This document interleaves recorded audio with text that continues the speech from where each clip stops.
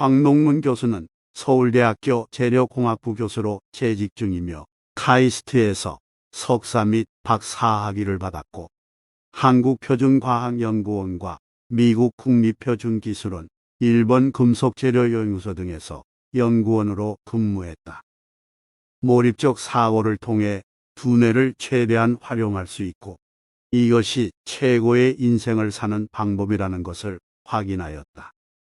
이를 바탕으로 책 몰입과 몰입 두 번째 이야기를 집필하였고 이는 대한민국 경영인이 뽑은 최고의 경제경영서 탑5 대한민국 서점 선정 올해의 책에 선정되었다. 현재 창조적 기업 경영과 폭발적인 학습 효과를 위한 몰입적 사고 방법을 지도 중이며 각계에 끊임없는 영감을 주고 있다. 황농문 교수는 이렇게 말했다. 원망할 것도 억울할 것도 없다. 나약한 인간으로서 아무것도 할 수 없는 현실을 있는 그대로 받아들이면 그만이다. 그러니 지금 건강하게 살아있는 이 기회를 놓치지 않고 최선의 삶을 살아야 한다. 혹시 결과가 만족스럽지 않게 나오더라도 조금도 후회하거나 실망하지 말라. 결과보다도 최선을 다하는 과정이 더 중요하다. 스티브 잡스는 생전에 이렇게 이야기했다. 지난 33년 동안 매일 아침 거울을 보면서 스스로 묻곤 했습니다. 오늘이 내 인생의 마지막 날이라면 지금 하려고 하는 일을 할 것인가? 아니요. 라는 답이 계속 나온다면 다른 것을 해야 한다는 걸 깨달았습니다. 인생의 중요한 순간마다 곧 죽을지도 모른다는 사실을 명심하는 것이 저에게는 가장 중요한 도구가 됩니다. 외부의 기대, 각종 자부심과 자만심, 수치스러움과 실패에 대한 두려움들은 죽음을 직면해서는 모두 떨어져 나가고 오직 진실로 중요한 것들만이 남기 때문입니다. 죽음이 시시각각으로 다가옴을 인식하면 하루하루가 더없이 소중하게 느껴진다. 필요한 것만 채운 것이 삶의 전부는 아니다.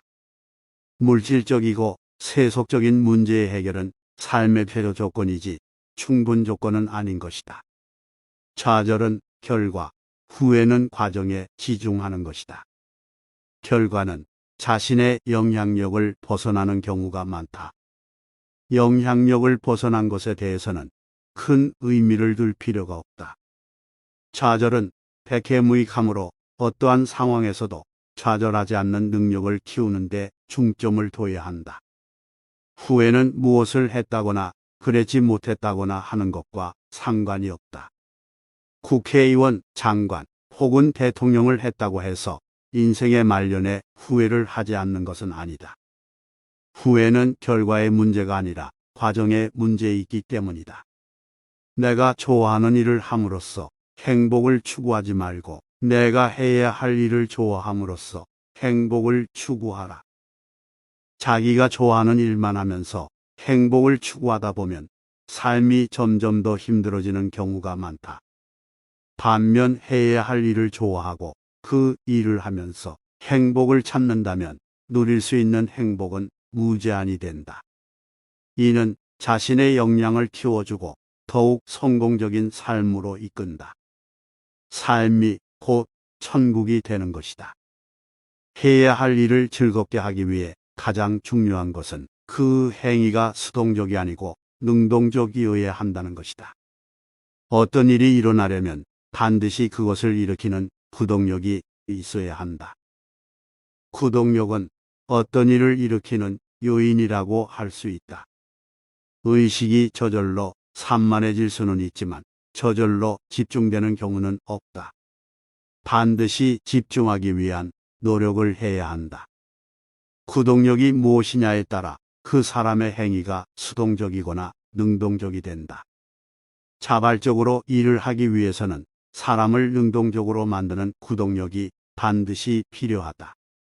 파스칼은 이렇게 이야기했다. 우리가 취할 수 있는 최선의 전략은 70평생이 우리가 우주를 경험할 수 있는 유일무이한 기회라고 생각하고 그 시간을 최대한 활용하는 것이다. 능력의 한계를 발휘하고 그 한계를 켜가는 삶. 아무리 힘들어도 포기하지 않고 꾸준히 노력한 끝에 문제를 풀어내는 것이 바로 자신의 지적 능력의 한계를 발휘하고 그 한계를 넓혀가는 삶을 사는 것이다. 아인슈타인은 이렇게 이야기했다. 나는 머리가 좋은 것이 아니다. 문제가 있을 때 다른 사람보다 좀 더 오래 생각할 뿐이다.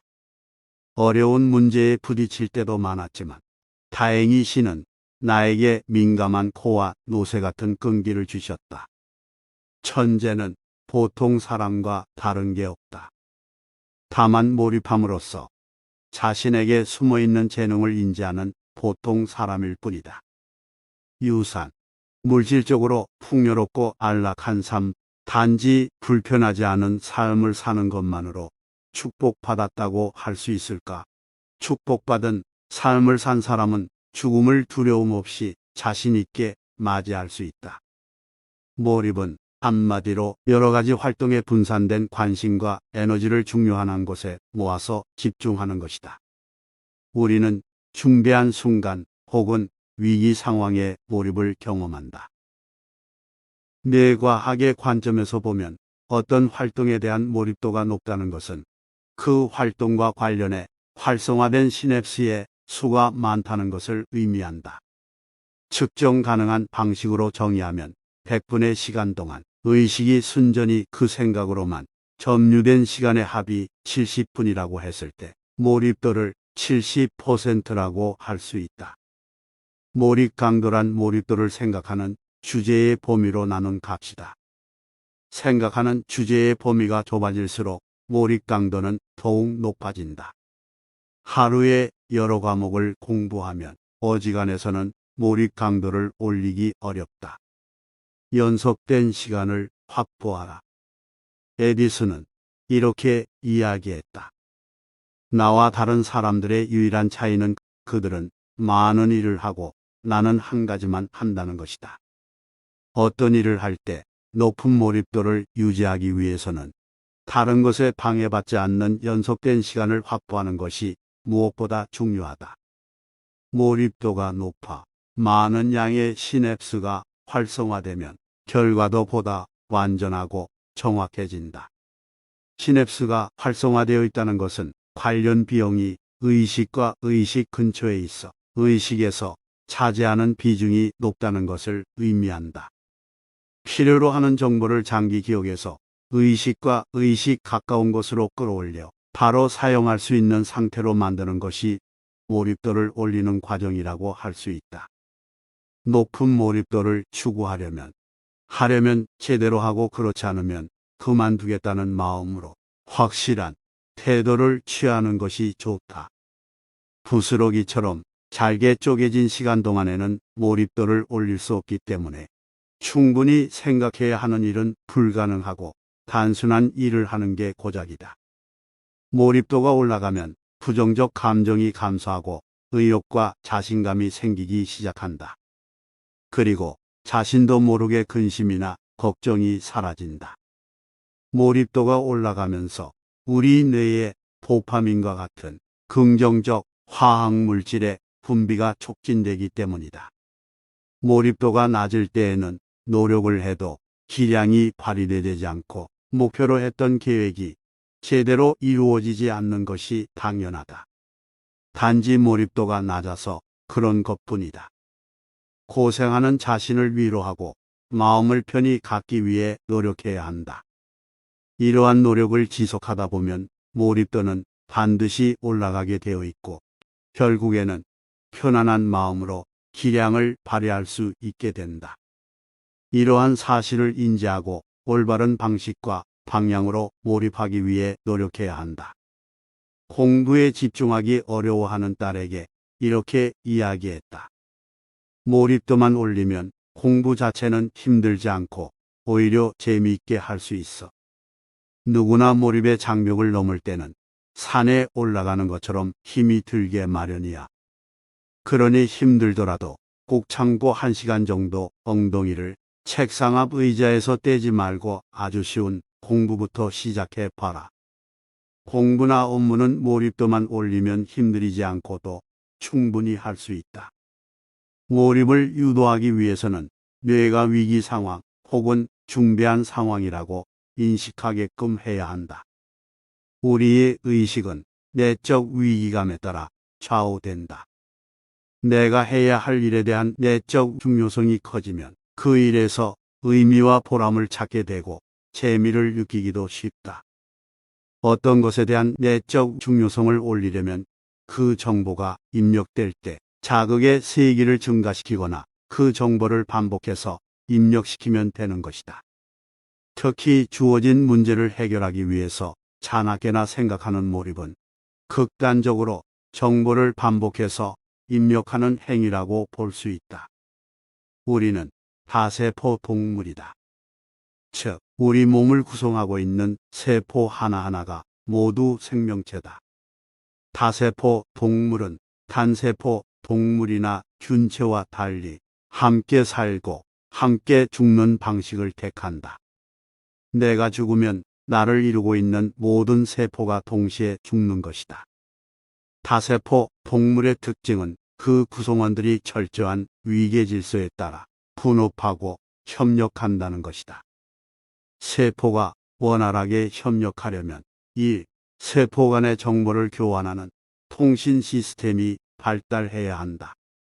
이 통신 시스템의 핵심이 신경이고 이 신경이 진화해서 뇌가 되었다고 보면 된다.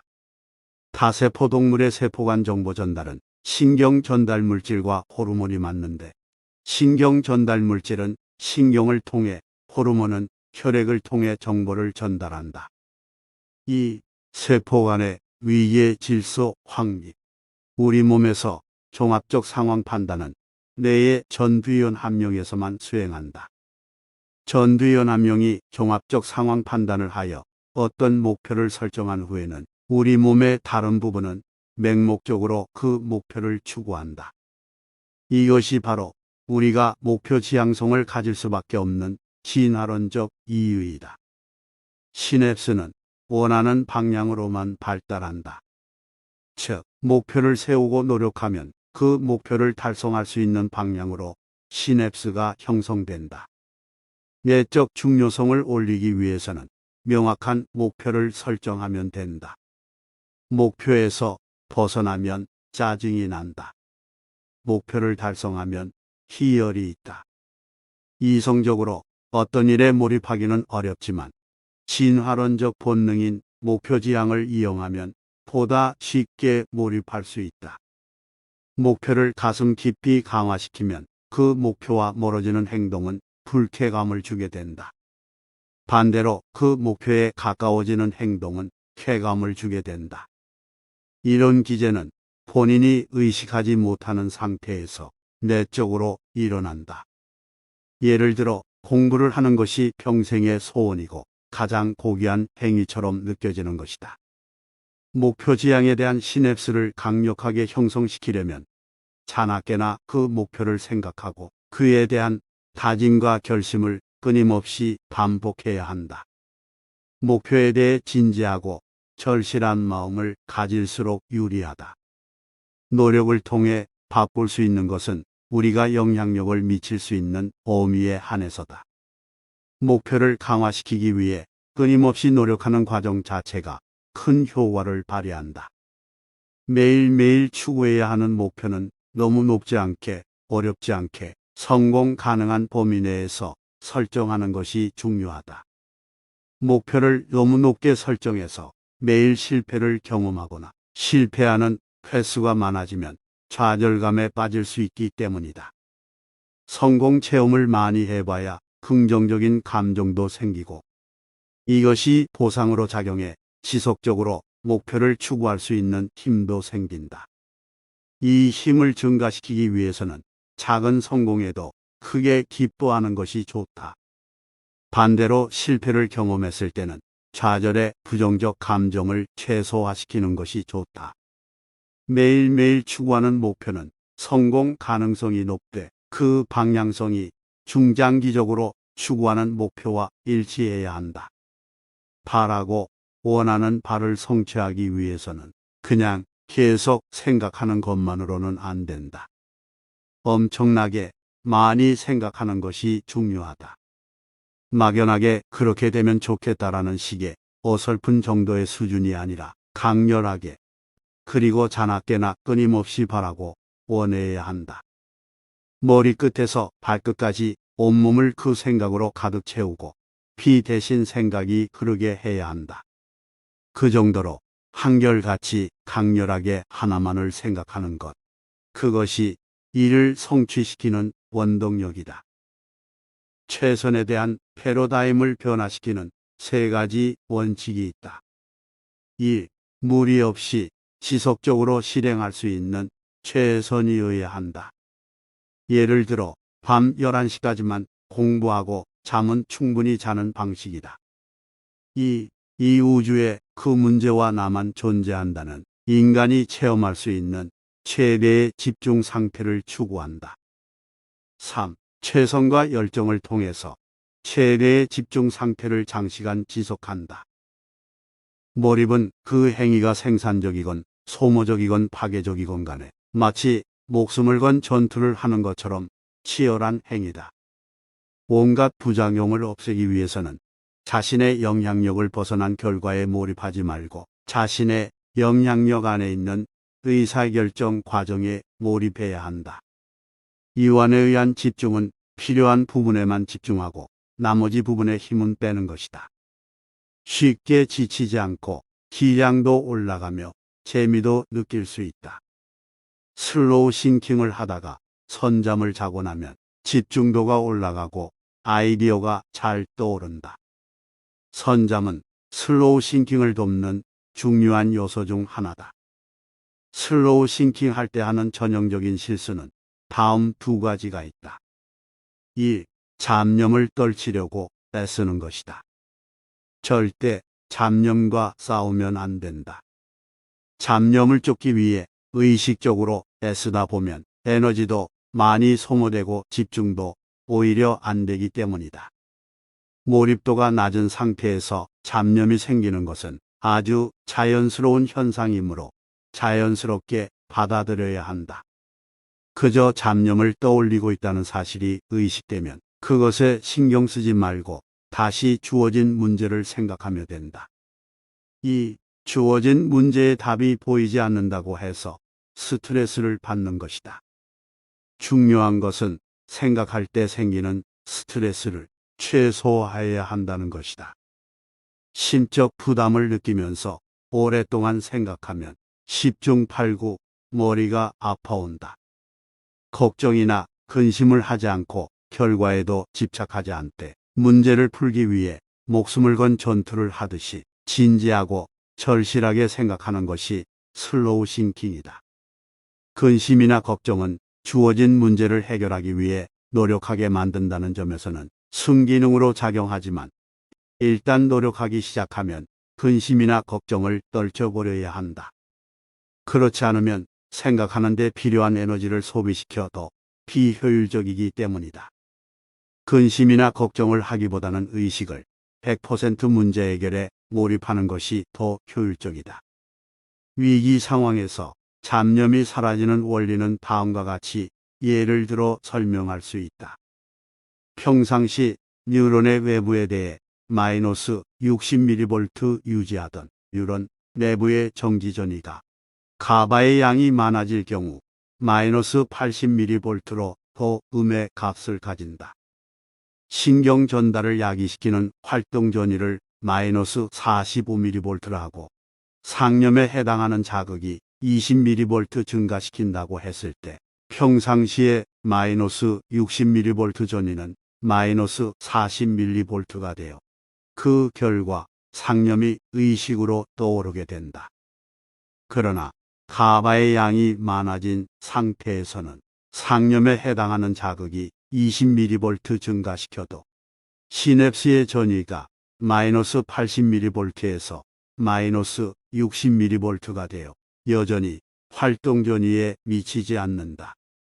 결국 각성에 의하여 가바의 양이 증가하고 그 결과 자극이 전달되지 않으므로 상념이 사라지고 집중이 되는 것이다. 이를 각성에 의한 집중의 뇌과학적 원리라고 할 수 있다. 기억의 저장보다는 기억의 인출이 요구되는 정신 활동을 하는 사람일수록 슬로우 싱킹 방식으로 효과를 볼 수 있다. 충분한 수면은 스트레스를 해소하고 업무에 실증 내지 않고 재미있게 하는데 가장 중요한 요소다. 어려운 문제에 대한 아이디어나 해결책을 생각해내는 능력은 곧 그 문제와 관련된 장기 기억의 인출 능력이라고 할 수 있다. 기억의 저장에 관여하는 신경 전달 물질로는 도파민, 세로토닌, 노르아드레날린이 있다. 이들은 아민성 신경 전달 물질로서 수면 중에는 분비량이 최소가 된다. 잠이 들면 아민성 조절 기능이 감소하기 때문에 기억을 저장하는 기능이 현저히 저하된다. 기억의 인출에 관여하는 신경 전달 물질로는 아세틸콜린이 있다. 아세틸콜린의 분비는 수면 중에 많아지는데 특히 꿈을 꾸는 렘 수면 중에 최대가 된다. 아세틸콜린이 과잉으로 분비되면서 기억을 저장하고 있는 부위의 억제 해소로 의식에 대한 접근이 증가되는 것이다. 이 상태를 활용하여 기적과 같은 아이디어나 해결책을 얻기 위한 활동이 바로 몰입이다. 잠이 부족하면 창의성이 말살된다. 수면은 고갈된 신경 전달 물질을 다시 보충해 뇌가 활발하게 활동할 수 있도록 도와주는 재충전의 시간이다. 뇌의 단기 기억을 잔뜩 저장하기보다 잠깐씩 현잠을 자면서 장기 기억으로 옮겨야 뇌의 부담도 적고 효과적으로 기억한다는 것이다. 참선 수행을 하는 스님은 의식을 한 가지에 집중하는데 집중하는 대상을 화두라고 하고 이러한 참선은 화두선이라고 한다. 그리고 이러한 수행을 통해 의식이 다른 잡념의 방해를 받아 끊기는 일 없이 오로지 하나의 화두에 집중하는 상태를 삼매라고 한다. 삼매는 인도 산스크리트어인 사마디를 음으로 번역한 것으로 나와 내가 의식하는 대상이 일치가 되는 상태를 말한다. 나는 스님들이 삼매 상태에 대해 기술한 글을 읽고 나서 슬로우 싱킹은 명상이나 참선과 흡사하고 몰입의 과정은 화두 하나만을 붙들고 오로지 그것만을 집요하게 생각하는 참선 수행과 비슷하고 몰입은 삼매와 대단히 유사하다는 사실을 알았다. 그래서 내가 종교적인 상태를 목적으로 하지 않았음에도 불구하고 몰입을 하면서 영성 효과를 체험했던 것이다. 자나깨나 오직 연구에 몰입하는 과학자도 연구하는 대상과 자신이 하나가 되는 일체감을 경험할 수 있다. 가장 중요한 것은 나 자신을 잊어버렸다는 것이다.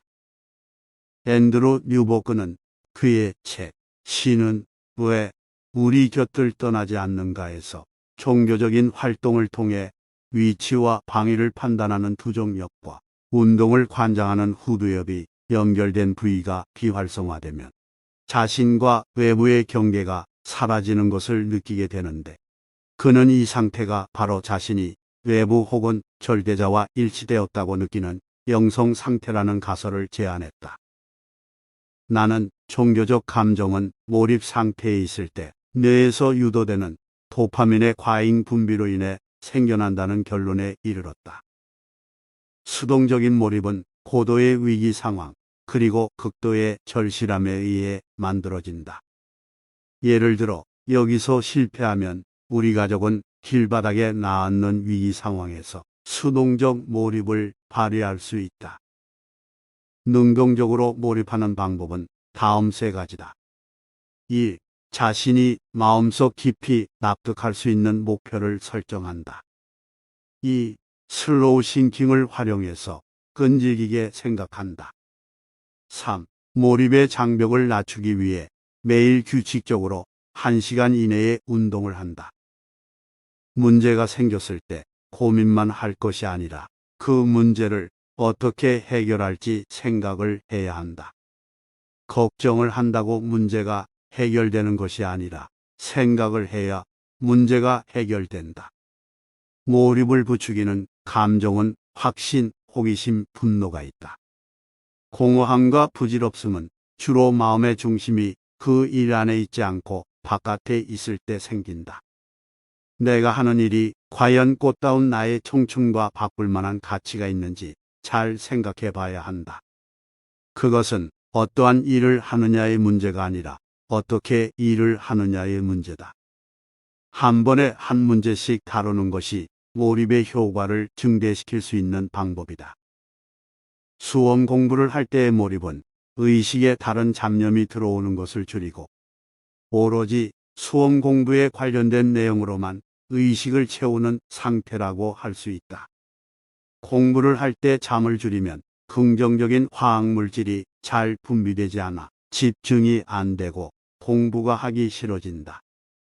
따라서 절대 잠을 줄이지 말고 깨어있는 시간을 알차게 보내야 한다.